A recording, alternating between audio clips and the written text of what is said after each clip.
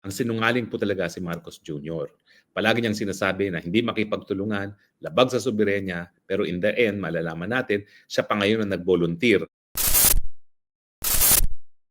Ito ang nakakagulat na balita ngayon sa mundo ng politika. Kasinungalingan ng Marcos administration kaugnay sa nangyaring pag-aresto kay dating Pangulong Duterte. Tuluyan na ngang nabuking?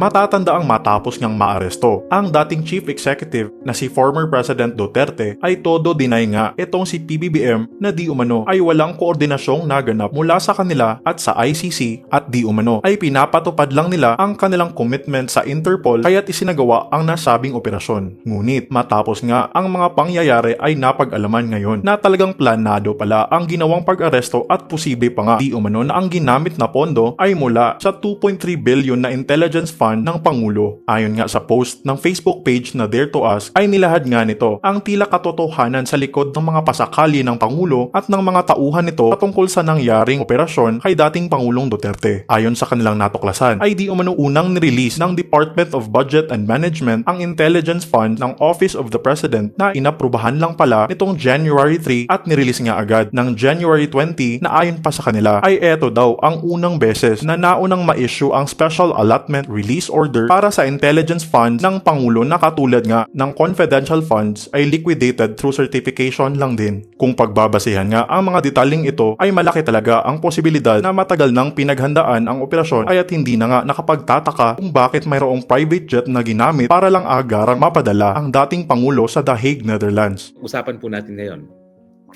Alam niyo po, bagamat maraming maanghang na sinasabi sa akin si Secretary Remulla, at least si Secretary Remulla, lalaking lalaki po. Hindi po yan nagsisinungaling. Naalala nyo, Hulyo pa lang ng 2023, sinabi na niya, bagong-bago pa lang administrasyon ni Tatay Digong, ni Marcos Jr., sinabi na niya na mukhang nagkaroon na ng bagong pulisiya pagdating sa kooperasyon sa ICC. No? Sinabi niya na bagamat ang salita ni Marcos Jr. ay hindi sila makipagtulungan dahil ito'y maging labag sa soberenya ng Pilipinas sa ICC, sinabi na niya na talagang nakikipagtulungan ng Pilipinas at tinitignan nga kung babalik pa sa ICC. Ibig sabihin sa mulat-mula, hindi po yan nagsinungaling. Ang sinungaling po talaga si Marcos Jr.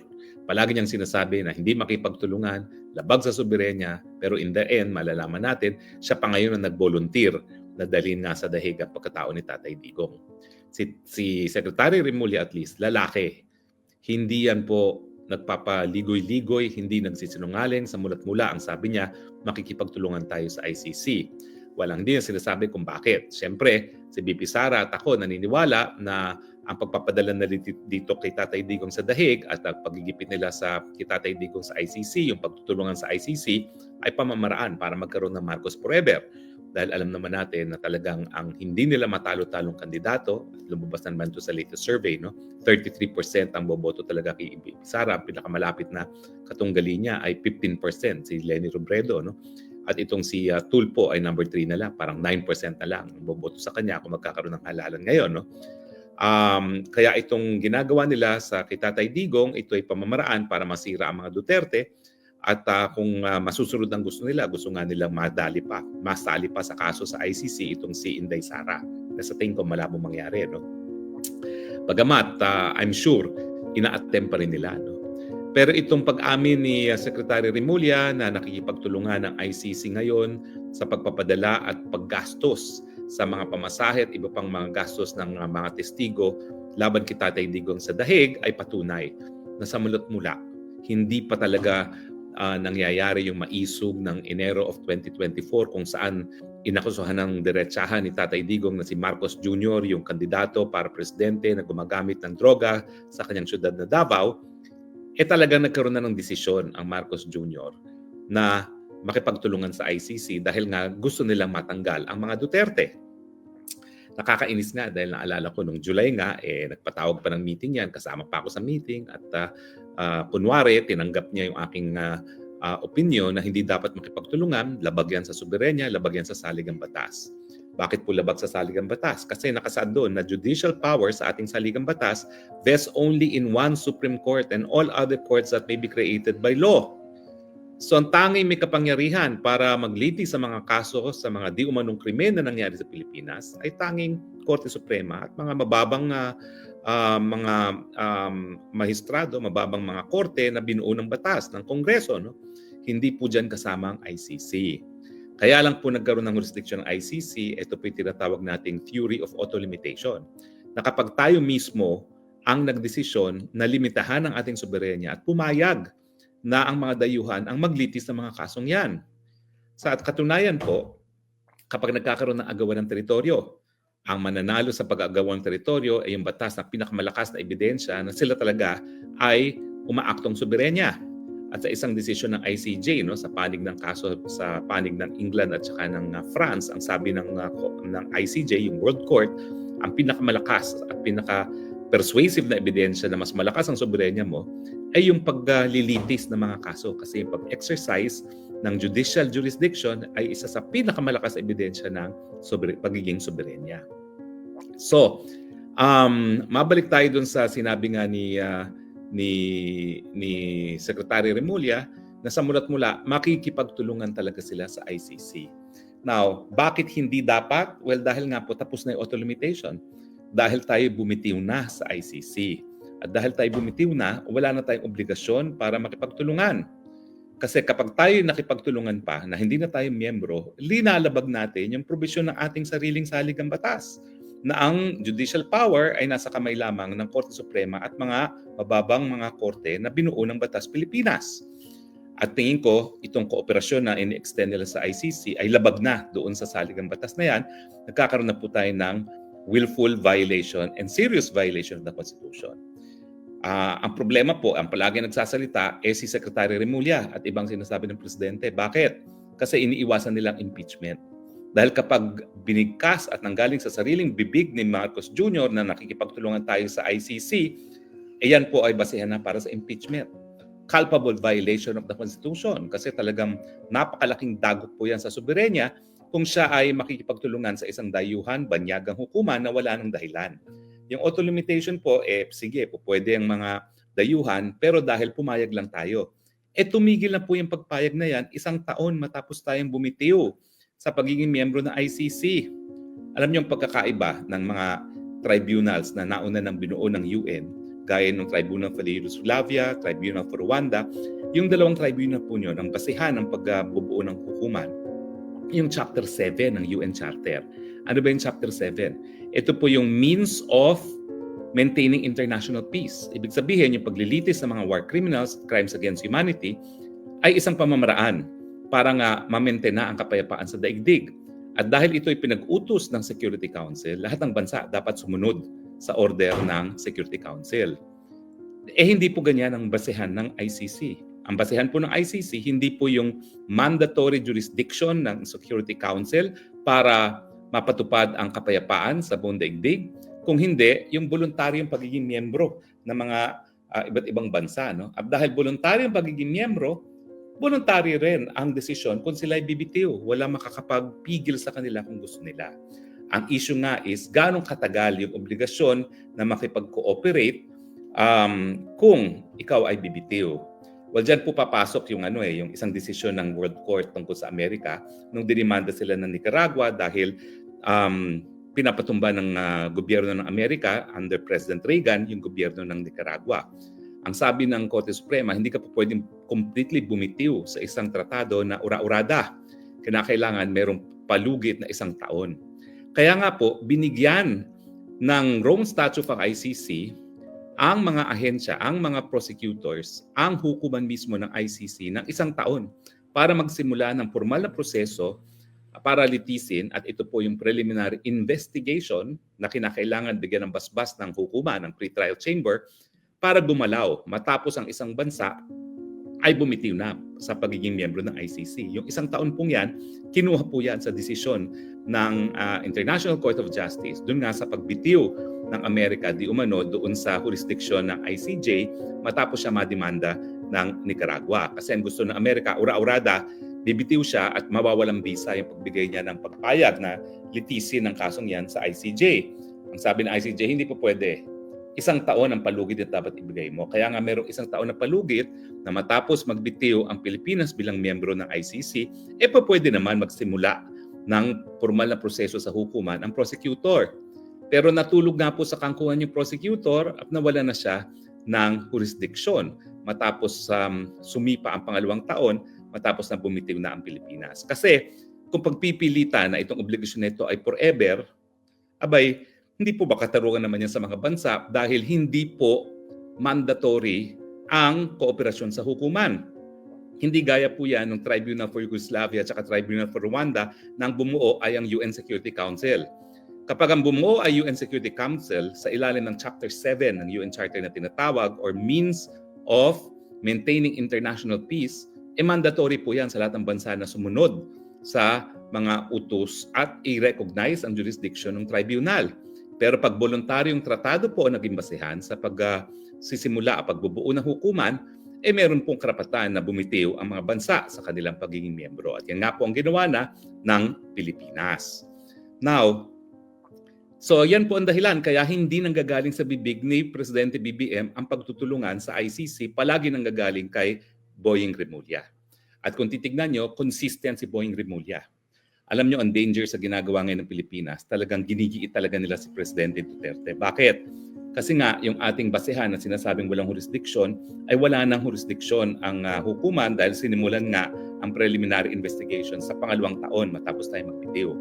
Pero itong unang-una, pag voluntaryong surrender ng Pilipinas sa pagkatao ni Tatay Digong, ni wala pang ang hinihinging kooperasyon, binigay na kaagad ang pagkatao ni Tatay Digong sa pamamagitan ng kidnapping na hindi dumaan sa proseso ng Rome Statute, Article 59, na dapat hinarap muna siya sa lokal na hukuman sa Pilipinas nang sa ganon, maprotektahan ang karapatang pantao ni Tatay Digong at marespeto ang soberenya ng Pilipinas, no, para malaman nga kung mayroon pang dahilan na i-extradite yung si Tatay Digong sa ICC at siyempre dapat sagutin ng lokal na hukuman kung meron pang jurisdiction ang ICC, no, sa kaso ni Tatay Digong dahil hindi yan nasunod, illegal nga yung kanyang pagdadala sa dahig, kaya nga tinatawag natin yung extraordinary rendition or kidnapping.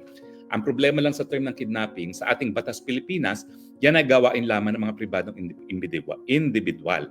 Kapag taong gobyerno ang nagkait ng kalayaan sa isang tao na walang legal na basihan, gaya na nangyari kay Tatay Digong, at si retired Justice Ascuna naman ay nagsasabi na yung pamamaraan ng pag-serve ng arrest warrant ay illegal dahil hindi nga dumaan sa lokal na hukuman, ang tawag dyan ay unlawful detention. As distinguished from kidnapping na gawain ng mga pribadong individual. So anyway, itong desisyon na naman ng DOJ Secretary na tayo pa magbibigay ng pamasahe at iba pang gastos para makarating sa ICC mga testigo, yan po ay patunay na sa mula't-mula talagang ninais ng Marcos administration na makipagtulungan sa ICC, hindi dahil gusto nila ang katarungan. Alam naman nila ang katarungan ay po pwedeng mabigay ng ating lokal na hukuman. Ulitin ko po ako'y tumayo bilang isa sa prosecutor na Maguindanao Massacre. 58 murders. And yet, dito sa kaso ni Tatay Digong, sinasabi nila 43 victims. Bakit kailangan dalhin sa ICC? Samantalang ang ICC naman is a court of last resort.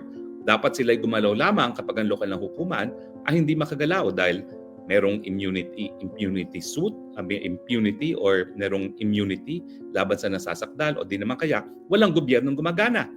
Na hindi naman po ang kaso pagdating sa ating mga korte. In fact, buhay na buhay ang ating korte. We have one of the most active courts, one of the most developed court system in the whole world.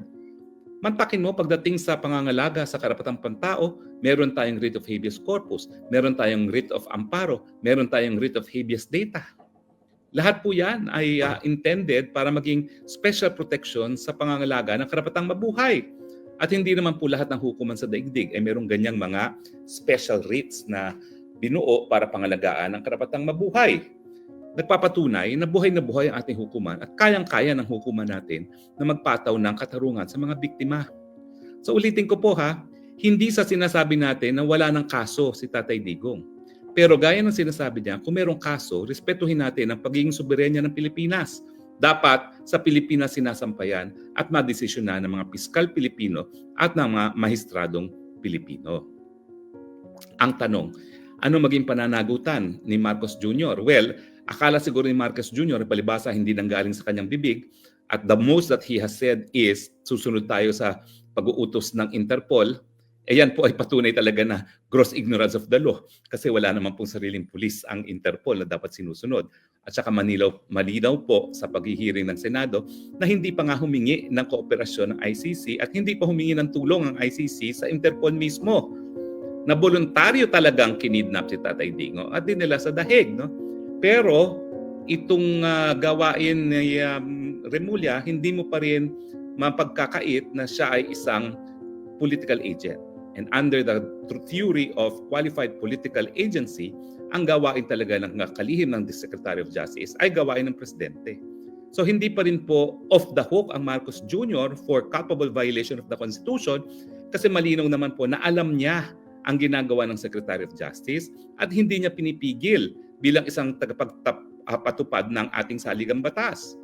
Hindi niya sinasabi na Remulla, huwag kang makipagtulungan dyan. Dahil pag ikay nakipagtulungan, nalalabag yung probisyon ng ating saligang batas na ang kapangyarihan ng hudikatura ay nasa ilalim lamang ng Korte Suprema at mga mababang mga hukuman na binuo ng lokal na batas. So bagamat hindi nanggaling sa bibig niya ang pagko-cooperate na illegal at unconstitutional, may pananagutan pa rin ng Presidente dahil alam naman niya ang posisyon ng Secretary of Justice, ginagamit ang pondo na galing sa kabanbayan ng bayan at wala siyang ginagawa para pigilin. So yan po talaga ay masasabi natin na binding as an act of the President ang ginagawa ng kanyang political ego, alter ego na ang kalihim ng Secretary of Justice. So pag nabago po ang ihip ng hangin, at alam ko naman mga politiko na yan magaling tumansya ng pulso ng bayan, magagamit pa rin po yan para mapatalisik ang ating Presidente under the basis of culpable violation of the Constitution, yung pagtutulungan sa ICJ na wala ng dahilan dahil tayo nga ay nagbitiw na.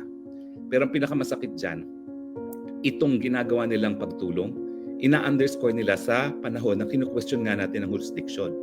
Anong ginagawa nila? Tinutulungan nila ang prosecutor ng ICC para makumbinse ang ICC na hindi totoo na naniniwala ang Pilipinas sa wala ng jurisdiction.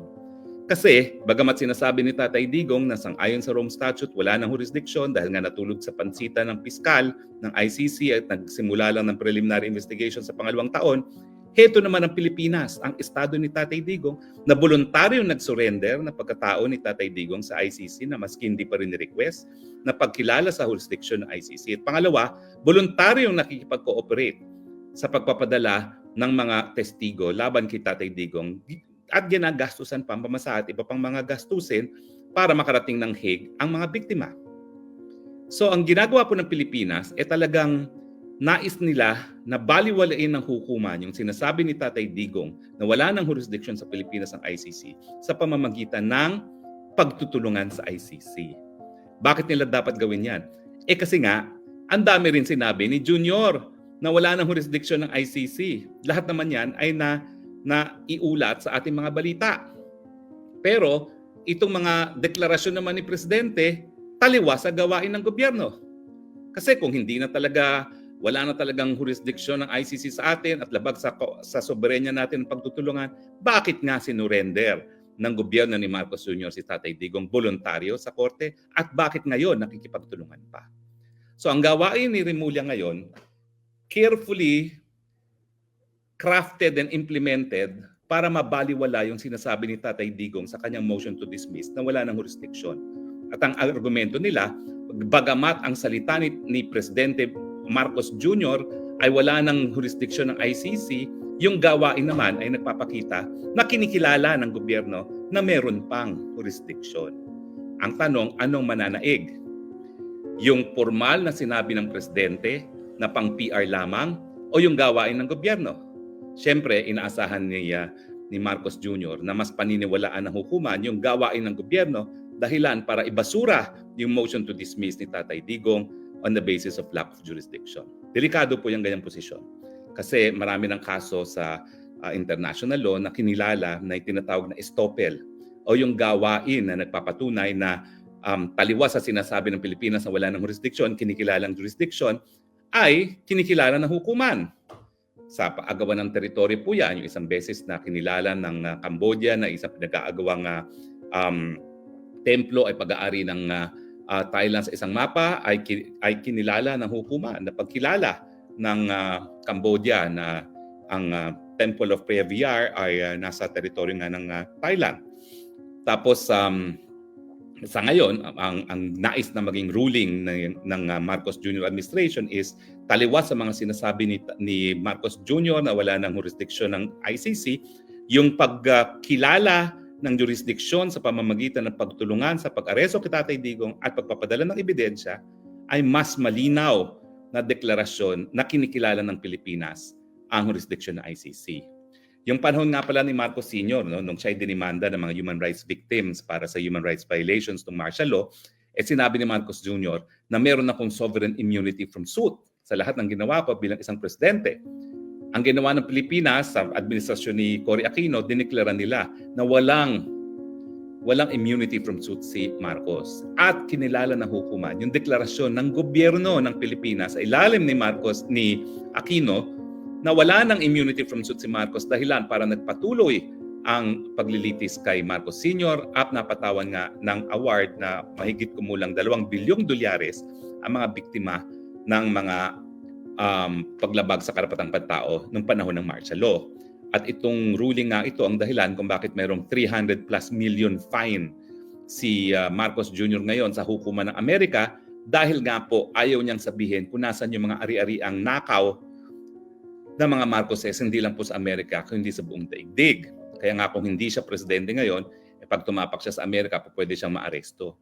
Kaya nung siya presidente at unang nagpunta sa Amerika, wow, feel niya na balik siya sa Amerika. Kasi kung hindi siya presidente, hindi siya makakatapak sa Amerika dahil ikukulong siya hanggang sabihin niya kung nasaan yung nakaw na yaman nila na itinatago at hanggang bayaran yung 300 million fine laban sa kanya.